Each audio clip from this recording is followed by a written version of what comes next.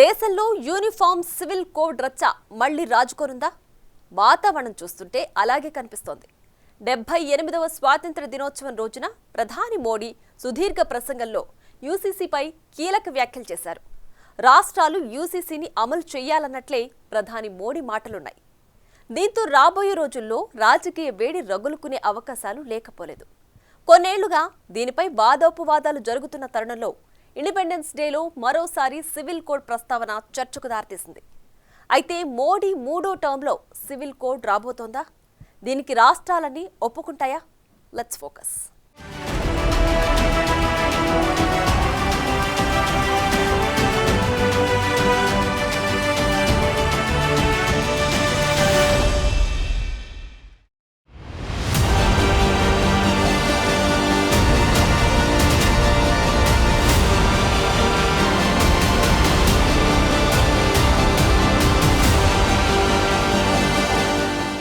ఇకపై కమ్యూనల్ చట్టాలకు కాలం చెల్లినట్లేనా? పౌరులందరికీ సమానంగా వర్తించే యూసీసీ ఖాయమేనా?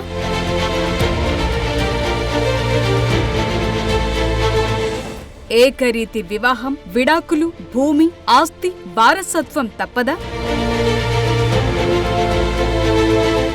దేశంలో యూనిఫామ్ సివిల్ కోడ్ రాబోతోందా?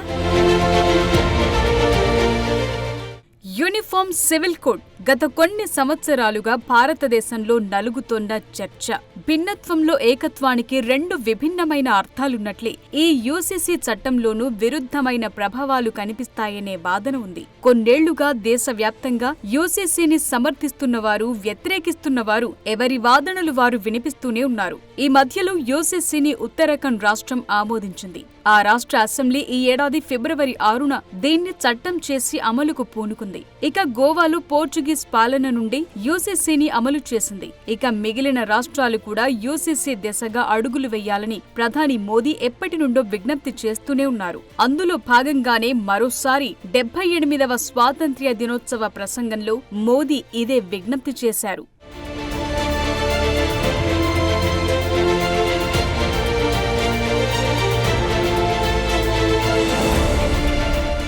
ప్రధానమంత్రి నరేంద్ర మోదీ ఆగస్టు 15న ఎర్రకోట నుండి 78వ స్వాతంత్ర్య దినోత్సవ ప్రసంగంలో యూనిఫామ్ సివిల్ కోడ్ వెంటనే అమలు చేయాల్సిన ఆవశ్యకతను నొక్కి చెప్పారు. దేశంలో విభిన్నంగా ఉన్న సమాజానికి నిజమైన ప్రాతినిధ్యం ఉండాలంటే ప్రస్తుతమున్న కమ్యూనల్ సివిల్ కోడ్ కు సెక్యులర్ సివిల్ కోడ్ తో భర్తీ చేయాల్సిన అవసరం ఉందని అన్నారు.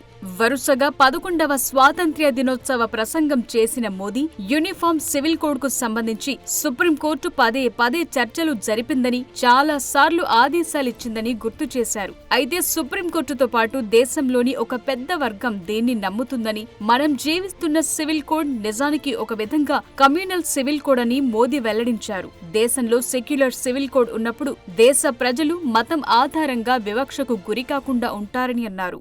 मेरे प्यारे देशवासियों, हमारे देश में सुप्रीम कोर्ट ने बार बार यूनिफॉर्म सिविल कोड को लेकर जो चर्चा की है, अनेक बार आदेश दिए हैं, क्योंकि देश का एक बहुत बड़ा वर्ग मानता है और उसमें सच्चाई भी है कि जिस सिविल कोड को हम लेकर के जी रहे हैं वो सिविल कोड सचमुच में तो एक प्रकार का कम्युनल सिविल कोड है, भेदभाव करने वाला सिविल कोड है।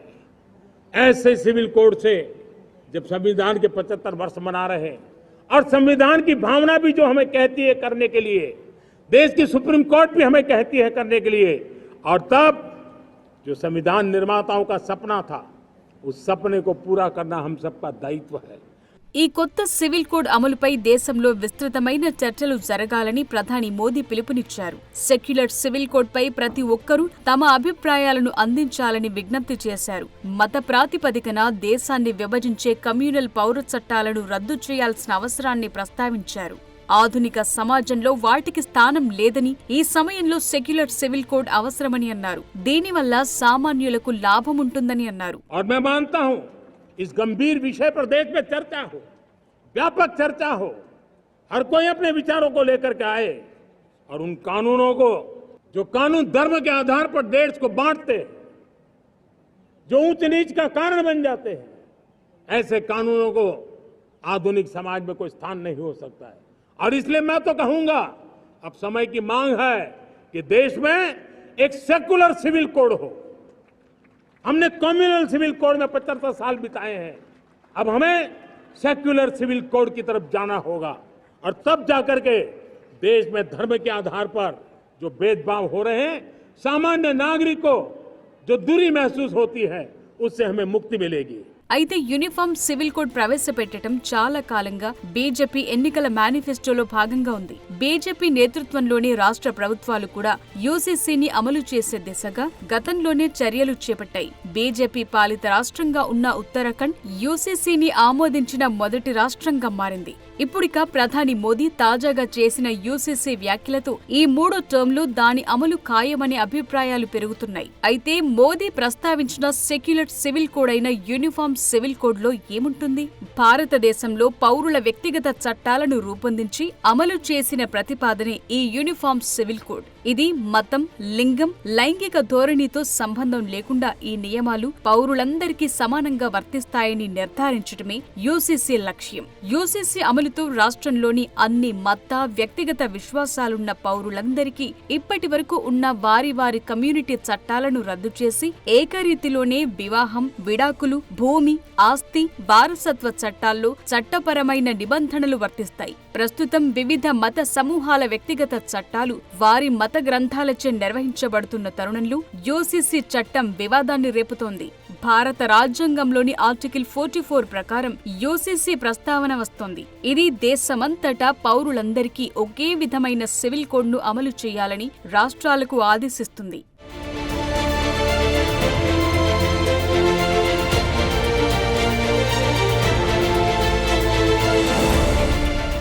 ఈ అంశం ఒక శతాబ్దానికి పైగా రాజకీయ రచ్చకు, చట్ట సభల్లో చర్చకు కేంద్రంగా ఉంది. పార్లమెంట్లో ఈ చట్టం కోసం భారతీయ జనతా పార్టీ ఎప్పటి నుండో ఒత్తిడి చేస్తోంది. ఒక విధంగా ఈ చట్టం బీజేపీ ప్రధాన ఎజెండాలో ఒకటి. బీజేపీ అధికారంలోకొస్తే యూసీసీని అమలు చేస్తామని మొట్టమొదట 2019 లోక్సభ ఎన్నికల మేనిఫెస్టోలో వాగ్దానం చేశారు.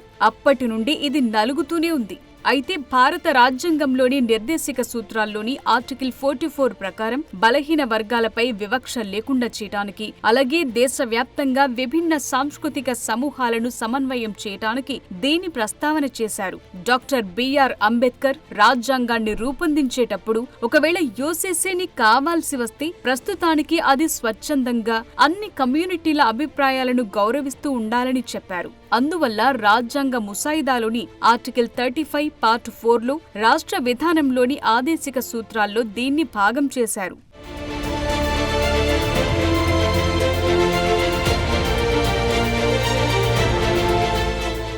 ఇక దేశం దాన్ని అంగీకరించడానికి సిద్ధంగా ఉంటే యూసీసీకి అన్ని రాష్ట్రాల ఆమోదం లభించినప్పుడు మాత్రమే దీన్ని అమలు చేసే విధంగా రాజ్యాంగంలో రాశారు. అందుకే మోదీ అన్ని రాష్ట్రాలు తమ అభిప్రాయాలను తెలియజేస్తూ కేంద్రంతో చర్చించాలని విజ్ఞప్తి చేశారు. అయితే నాడు రాజ్యాంగ పరిషత్లో అంబేద్కర్ చేసిన ప్రసంగంలో కీలక అంశాన్ని వెల్లడించారు. రాష్ట్రానికి అధికారం ఉన్నంత మాత్రాన ఏ రాష్ట్రమైనా ఈ చట్టాన్ని వెంటనే అమలు చేయటానికి ముందుకు వెళుతుందని ఎవరూ భయపడాల్సిన అవసరం లేదని అన్నారు. ఈ అధికారాన్ని ముస్లింలు లేదా యూసీసీతో ఇబ్బంది అనుకునే ఏ ఇతర కమ్యూనిటీ అయినా దానిపై అభ్యంతరాలను వ్యక్తం చేయొచ్చని అన్నారు. ఇక ముస్లింలకు, క్రైస్తవులకు, ఇంకా ఏదైనా ఇతర కమ్యూనిటీలకైనా ఇబ్బంది కలిగించే విధంగా ప్రభుత్వాలు యూసీసీని అమలు చేయటం పిచ్చి చర్య అవుతుందని అంబేద్కర్ వెల్లడించారు.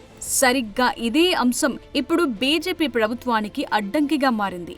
ఉత్తరాఖండ్లో 2 పర్యాయాలు అధికారం చేపట్టిన బీజేపీ ప్రభుత్వం దీని అమలుకు సిద్ధమైనప్పటికీ వందల కొద్దీ పోలీసుల భద్రతా వలయం మధ్య ఉత్తరాఖండ్ అసెంబ్లీలో యూసీసీ చట్టంగా రూపొందించింది. అయితే మిగిలిన రాష్ట్రాల్లో ఇది సాధ్యమవుతుందా?